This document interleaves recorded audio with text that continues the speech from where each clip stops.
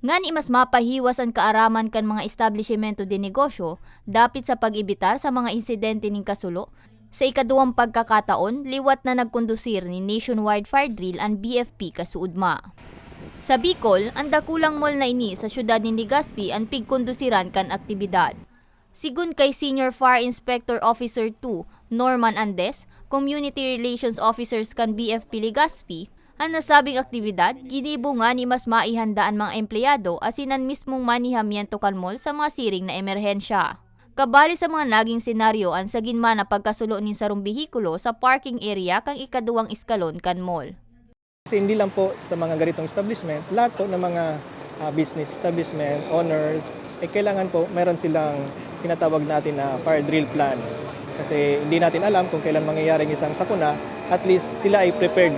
Pag mga ganitong sakuna, alam nila kung anong gagawin nila. Para naman kay Kyle Espiritu, Assistant Mall Manager kan nasabing establishmento de negosyo, bintahin na nagkakaigwan ni siring na aktibidad. Apwera sa dugang nakaaraman, syertong makakasalbar manin buhay.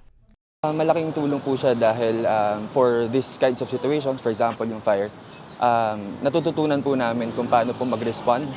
At the same time, since second fire drill na namin to, we were able to improve din based dun sa una naming fire drill execution noong March.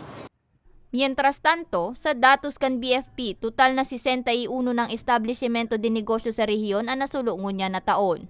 Sa nasabing bilang, nangingenot ang faulty electrical connection sa kausa kan mga nasabing kasulo.